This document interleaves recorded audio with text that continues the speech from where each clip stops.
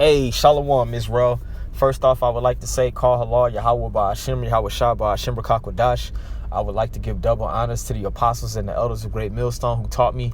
Also would like to say peace, blessings, and salutations to the hopeful elect, the Akim that's pushing his word in all sincerity and faith throughout the four corners of the earth. For the few sisters that watch and sincerely believe, Shalom to you as well. Just back with another lesson, just in the midst of all of these Karens and just Esau completely losing his damn mind. Esau, he's losing grips of his empire and he's throwing a big temper tantrum. He's always, as we know it, throwing himself in the victim role anywhere there's opportunity where he think he can play off of it, especially if it's a way to trap Jake up. Just like with this whole, I believe they call her the first Karen, the chick who was falsely accusing the Jake who was bird watching of trying to attack her and her dog. Now charges are being brought upon her. And I heard this dude, he don't even want to have anything to do with it or bring the charges against her. But that's another topic for another day. But the point being made is he's losing control of his empire. He's losing his damn mind. So I just want to just get some clarity on who we dealing with as a nation, because as Esau loses grips of his kingdom, he's going to use kitchen sink tactics to try to keep a hold or keep everything afloat as we know, because we're dealing with a base nation of people. That's the point being made, man. Esau is about to show that he's the real niggard of the earth. But I just want to just read this account here in Job, the 30th chapter I was meditating on earlier. This is Job 30:1. It says, "But now they that are younger than I have me in derision, whose fathers I would have disdained to have set with the dogs of my flock." So Esau, he really comes from us. He comes from our forefather Isaac. Isaac, through Isaac and Rebekah, that was the story of Jacob and Esau going back to Genesis, the 25th chapter. So the point being made, Esau, Edom, the so-called white man, he comes from us. And they have us in derision right now. And it says, I would have disdained to have set them with the dogs of my flock. So Job in this account is saying he wouldn't even want Esau, Edom, you so-called white people, to be around the dogs of his flock. And we can go into the bestiality and just all of the perverse nature concerning animals that Esau is into. Now he'll have organizations like PETA, but at the core of his spirit, he's just a maniacal demon, man. So you won't even, they'll defile the dogs. It says, "Yea, whereto might the strength of their hands profit me, in whom old age was perished." So pretty much the strength that the Most High gave Esau, Edom, is diminishing right now. It says, "From want and famine they were solitary, flying into the wilderness in former time, desolate and waste." And this is just going into Esau's history, man. They come from the caves of Mount Petra, or the Caucasus Mountains. That's why they call themselves Caucasians, or because it goes back to cave dwellers. And it's gonna say it much more in here. It says, "Who cut up mallows by the bushes and juniper roots for their meat." So Esau, Edom, we know they like juniper roots, man. But that's going back to them being in the mountains, man. It says, "They were driven forth from among men. They cried after them as after a thief." So Esau, Edom, they're pretty much the oddball of the so-called human race, because to be human, that means to be a man of color. Esau, Edom, they're the only nation of people that don't have any pigment and melanin in their skin. Even these other heathen nations, they have melanin. But Esau, Edom, he's the oddball that sticks out like a sore thumb, literally, who doesn't have any pigment in his skin. And they were driven forth among all the different nations, man. It says, "To dwell in the cliffs of the valleys, in caves of the earth, and in the rocks." So that's where you get the term Caucasian, which means cave dweller. So the origins of Esau, Edom, it goes back to the caves, man, the Caucasus Mountains, being back in Mount Seir. And that's why Esau, Edom, they're really into like a penthouse apartment on the 50th floor. They like being up in caves. They like being at a very high altitude because it reminds them of when they was dwelling in those mountains, man. It says, among the bushes they brayed, under the nettles they were gathered together. So Esau, Edom, they're the real Neanderthals of the earth, man. Because to bray is to pretty much like make a sound like a horse or something like that, to that effect. So that's what Esau, Edom was doing, you know. And Esau, Edom, the so-called white man, they'll make people believe that they civilized the Israelites, the so-called Negro, namely, man. Through that whole evolutionary theory, they'll say that the so-called black man, you know, he wasn't even walking in an upright position. Basically, we came from monkeys and apes, and that they had to civilize us. But really, it's quite the opposite, man. The nation of Israel civilized you so-called white people, man. You didn't even know how to properly communicate through speech the way that we do, man. It says they were children of fools. And I believe in Psalms, the 13th chapter, if I'm not mistaken, it says the fool has said in his heart that there is no Most High God. And we know that Esau, Edom, collectively as a nation, they don't believe in the Most High, man. They don't believe in a higher power. They believe in Darwinism. They believe in evolution. The elites of Esau, Edom, they think just because of the way that they've been able to establish a global hegemon, and if they can accomplish their new world order, in their mind, they will think that they're God. If they can especially get everyone to accept the RFID microchip, which is the mark of the beast. It says, verse 8, it says, they were children of fools, yea, children of base men. They were viler than the earth. So the so-called white people, Esau, Edom, they're a base nation of people. And to be base means to be low, because the base, like a basement, it's at the bottom. So you white people, you so-called white people, you Edomites, you were created to be at the bottom. But the Lord just has you in power right now to fulfill his will. And in fact, I'll get another scripture real quick just to prove that. Because Esau, Edom, they're not ruling according to their own will, even though their pride in their heart has deceived them to think that they're ruling according to their own will and agenda. That's really not the case. The Most High set them up to rule for an appointed time, and that time is almost up. In Job, the 5th chapter, it says that the Most High had appointed his bounds that he can't pass. So Esau, Edom, he's pretty much reached his pinnacle, and he's about to be brought down. And that's why they're losing their damn mind. That's why Esau, Edom, every time you look up, is footage where Esau's losing his damn mind. Now, of course, Jake, they'll always make us seem to be the bad guy, the antagonist that's always caught acting a damn fool. And that is the case. 2/3 of our own people, they're going to have to get moved out the way as well. But you Edomites, you so-called white people, you're the epitome of wickedness, man. Like I just read in Job, it says they were viler than the earth. But just to prove that Esau, Edom, is not a ruling according to his own will. Thought it was this one. Oh, Salakia 17. Yep. This is Daniel 4:17.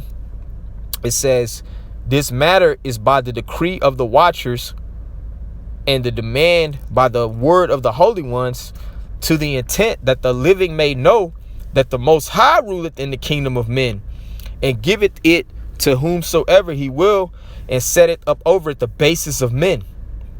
So the Most High rules in the kingdom of men.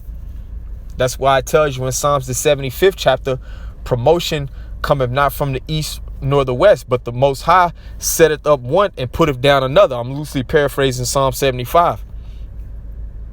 It says that the Most High ruleth in the kingdom of men, and giveth it to whomsoever he will, and setteth up over it the basis of men. So the basis nation of people is set up in power right now.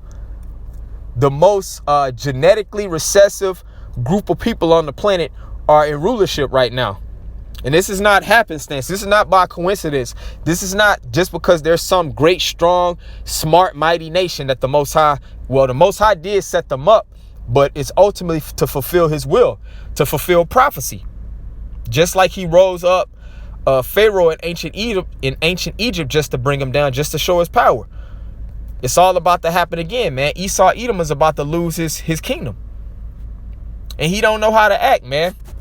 That's why it's going to be more videos of Karen, you so-called white women who feel that you're just entitled to every damn thing, and they act like the damn just scope of the earth is it's all of their dominion, you know?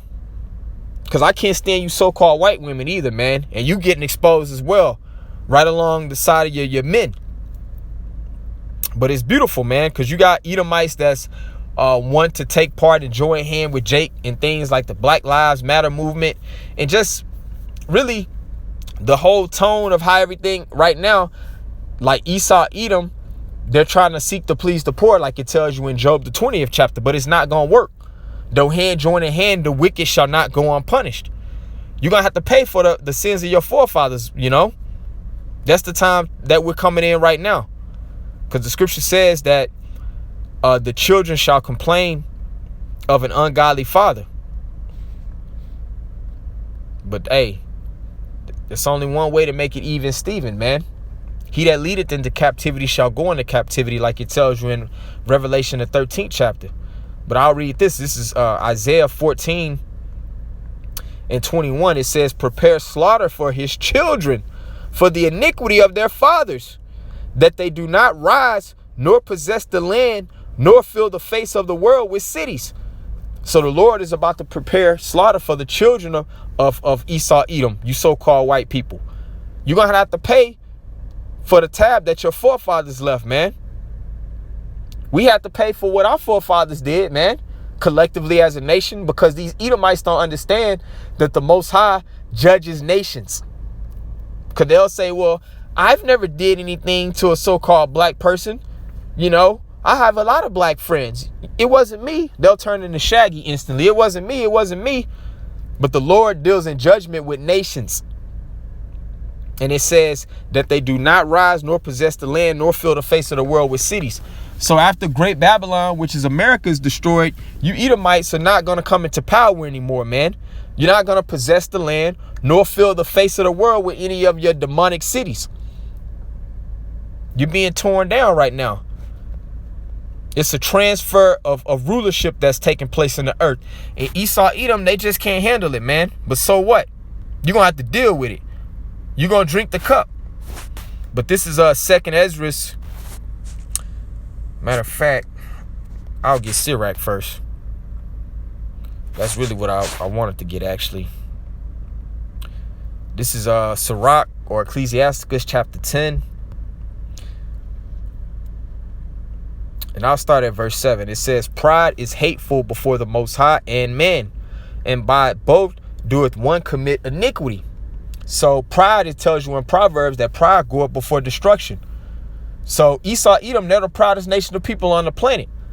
And that's why they're about to be destroyed as a nation, man. And there's nothing that they can do about it. They can whine, complain, you know, do this and do that and the third. But you're not going to stop the judgment of the Heavenly Father, man. That's written. It says, because of unrighteous dealings, injuries, and riches got by deceit, the kingdom is translated from one people to another. So because of unrighteous dealings, you never deal righteously, man. You never deal equitable as a nation of people, man. Injuries. And who has the most injuries at the hands of you demonic Edomites, man? It's the nation of Israel, you so-called Negroes, Latinos, and Native Americans. And it says, and riches got by deceit. Because all of the wealth that you have is by ill-gotten gain, man. Esau, Edom, they'll tell you in a minute that you need to pull up your bootstraps. But they didn't work hard for anything that they've obtained. As far as those Edomites who have generational wealth, man. Most of their wealth was built up from slavery, man. From the blood of our people. It says, but because of these things, the kingdom is translated from one people to another. Because the kingdom of heaven is going to play out on the earth, man. Contrary to popular belief. So, of course, Babylon the Great, America's going to be destroyed, but the earth abideth forever, like it tells you in Ecclesiastes, man. And it's just going to be a new nation of people that's going to be ruling, man. And you Edomites are losing your damn mind, man. So it's beautiful, the time that we in, man.